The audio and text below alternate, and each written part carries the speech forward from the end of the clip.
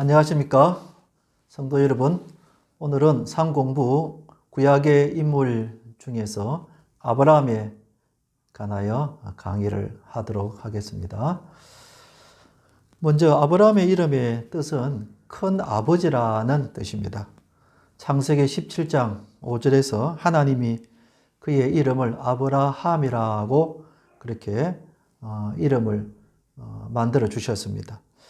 아브라함의 가족 배경에 대해서는 그의 부모님에 대해서는 거의 아이를 진 바가 없습니다.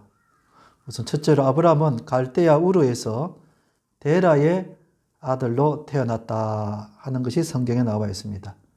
아브라함은 그래서 갈대아인이었습니다. 그는 셈 계통의 후손이고 그래서 그리스도 예수의 족보 안에 그 이름이 나오고 있죠. 두 번째, 아브라함은 그 사촌 여동생인 사레와 결혼을 했습니다. 그의 사촌 형제인 하란이 죽었을 때 아브라함은 그의 아내 사레와 조카 롯과 그의 아버지 데라와 함께 하란으로 이주해서 거기에 거했다. 그렇게 나와 있습니다. 세 번째, 아담의 혈통에서 태어난 아브라함은 하나님의 부르심을 받아 최초의 히브리인이 됩니다. 창세기 14장 13절 보면은 도망한 자가 와서 히브리 사람 아브라함에게 알리니 그 때에 아브라함이 아모리 족속 마므레의 상술의 숲을 근처에 거주하였더라. 이렇게 되어 있습니다. 아브라함은 예언을 하거나 혹은 책을 쓴 적도 없고 율법을 만든 일도 없습니다. 그러나 하나님의 주권적인 의지에 따라서 아브라함은 선택이 되었고 하나님의 무조건적인 언약의 상속인으로 선별되었다는 사실을 우리가 알고 있어야 되겠습니다. 그럼 세 번째로 구약 성경에서 말하는 아브라함은 어떤 사람인가? 첫째로 하나님이 아브라함을 부르셨다는 것입니다. 창세기 12장 1절에 보면 여호와께서 아브라함에게 이르시되 너는 너의 고향과 친척과 아버지의 집을 떠나 내가 내게 보여줄 땅으로 가라 그랬습니다. 아브라함에 대한 하나님의 부르심은 단순했지만 또 분명했습니다. 그래서 아브라함은 하나님의 부름을 받아 자기가 살고 있는 고향 땅을 떠나 가나안 땅으로 가게 되었죠. 둘째로 구약 성경에는 아브라함과 맺은 하나님의 언약에 대해서도 기록이 되어 있습니다. 창세기 12장 2절 3절에 보면 내가 너로 큰 민족을 이루고 내게 복을 주어 내 이름을 창대하게 하리니 너는 복이 될지라. 너를 축복하는 자에게는 내가 복을 내리고 너를 저주하는 자에게는 내가 저주하리니 땅의 모든 족속이 너로 말미암아 복을 얻을 것이니라 하신지라 그랬습니다. 하나님께서 처음으로 아브라함과 맺은 언약의 내용인데요. 이 언약의 내용은 나중에 그대로 다 성취가 되죠. 세 번째로 아브라함은 하나님의 말씀에 순종했다 나와 있습니다. 아브라함은 그가 가나안 땅으로 갈 때 갈 바를 알지 못했지만 말씀에 의지해서 즉 믿음으로 하란을 떠나 가나안 땅에 갔다 그랬습니다. 우리는 여기서 아브라함에게서 하나님의 인도하심을 신뢰하면서 하나님의 약속을 끝까지 믿는 믿음의 본을 우리가 보게 됩니다. 네 번째로 아브라함은 그런데 흉년으로 인해서 애굽으로 내려가게 되죠. 사실 가나안 땅에 도착했을 때에 그 형편과 환경은 좋지 않았습니다. 결국 흉년이 들어서 애굽으로 내려가게 되는데요. 이것이 아브라함에게는 생애에 실패를 경험하게 되는 대단히 중요한 사건이 됐죠. 애굽에서 아브라함은 자기 아내인 사레를 누이 동생이라고 거짓말을 하게 됩니다. 이런 것을 보면은 하나님의 자녀들이 하나님의 말씀대로 살지 않을 때에 어떤 어려운 일이 생기는가 하는 것을 우리는 이 사건을 통해서 알 수가 있는 거죠. 그러나 다섯 번째로 아브라함은 경건한 삶이 회복이 됩니다. 창세기 13장에서 아브라함은 모든 재산을 가지고 애굽에서 나오게 됩니다. 그리고 그가 첫 번째 제단을 쌓았던 곳으로 되돌아와서 다시 하나님을 찾게 되는 것이죠. 우리는 여기서 하나님의 자녀들이 하나님의 품을 떠났다가도 즉시 또 하나님께로 돌아오면 하나님이 얼마든지 우리를 안아주시고 용서해 주신다는 것을 알게 되죠. 여섯 번째로 아브라함이 조카 롯을 구하는 사건이 나오게 됩니다. 롯이 아브라함과 함께 살다가 서로 목자들끼리 서로 다투는 일이 빈번하게 됩니다. 그래서 아브라함과 분가를 할 수밖에 없게 됩니다. 그때 롯은 요단의 기름진 땅, 그 땅이 소돔 땅이었는데 그 소돔 땅을 선택해서 가서 살게 됩니다. 그런데 아주 위기가 찾아오죠. 가나안의 동쪽의 네 왕과 그리고 다섯 왕 사이에 전쟁이 일어났는데 이때 그 왕들이 소돔에 살고 있는 조카 롯을 생포해 가게 되는 것입니다. 이 사실을 급히 들었던 아브라함은 자기 집에서 훈련했던 318명의 군사들을 이끌고 밤중에 공격을 해서 롯과 그리고 그의 재물들을 구해주는 아주 극적인 사건이 일어나게 됩니다. 이때 돌아오면서 하나님의 제사장인 멜기세덱을 만나게 되죠. 이 멜기세덱이 아브라함을 축복하게 되는 것입니다. 일곱 번째로 아브라함이 하나님을 믿었다 그랬습니다. 창세기 15장 6절에 보면 아브라함이 여호와를 믿으니 여호와께서 이를 그의 의로 여기시니라 그랬습니다. 창세기 15장에서 하나님이 아브라함에게 주시는 열국에 대한 그 약속은 그에게는 처음에는 믿기 어려운 것이었습니다.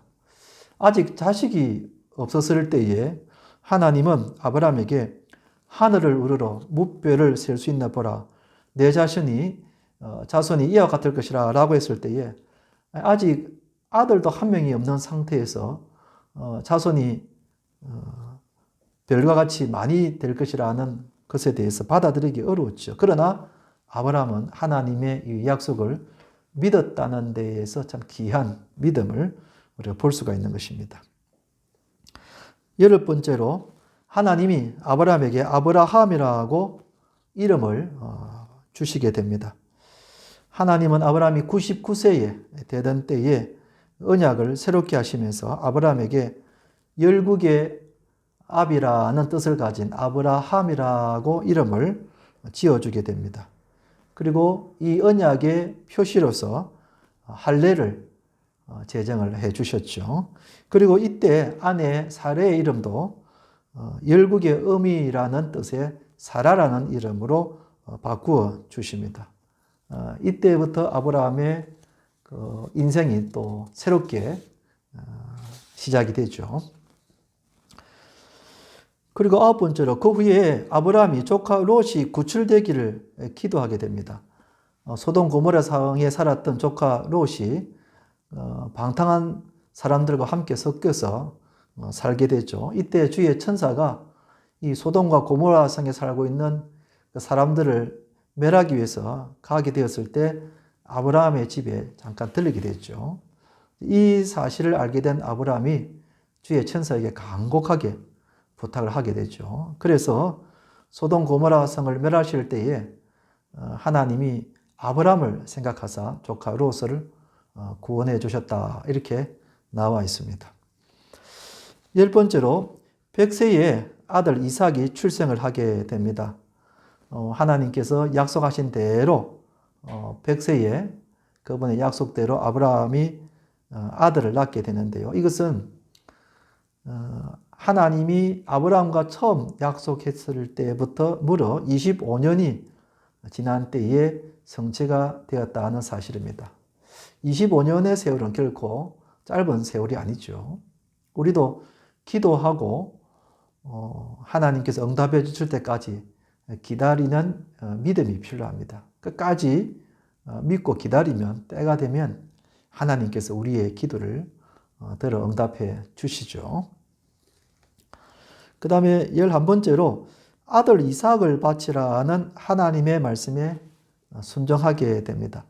100세에 얻었던 이 아들을 하나님이 또 바치라고 하는 것입니다. 이것은 인간적으로는 참 어려운 말씀이죠.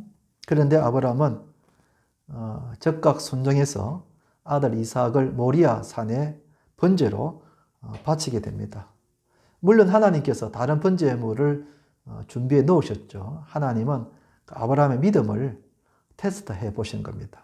여러분, 우리도 살면서 하나님 우리에게 여러 번 우리의 믿음을 테스트합니다. 그럴 때에 우리도 아브라함처럼 마음을 내어서 순종하게 되면 하나님은 우리의 믿음 위에 더 큰 선물로 주실 줄로 믿습니다. 그 후에 아브라함은 12번째로 아브라함의 노년에 대해서는 그 아내 사라가 죽었을 때에 그 매장지를 헤브론 근처에 있는 막벨라 굴을 사서 거기에 매장을 하게 되는데요. 나중에 아브라함도 175세까지 살다가 죽었을 때에 그의 아내 막벨라 굴에 함께 묻히게 되는 것입니다. 이렇게 해서 그 아브라함의 생애를 마치게 되는데요. 믿음의 사람이라도 때가 되면 다 죽는다는 사실이죠. 그 다음 네 번째로 신약 성경에서 말하는 아브라함에 대해서 말씀을 드리고자 합니다. 첫째로 예수님께서 바리새인들에게 아브라함의 의로운 행실에 대해서 말씀을 하셨습니다. 요한복음 8장 39절에 보면은 대답하여 이르되 우리 아버지는 아브라함이라 하니 예수께서 이르시되 너희가 아브라함의 자손이면 아브라함이 행한 일들을 할 것이거늘 그랬습니다.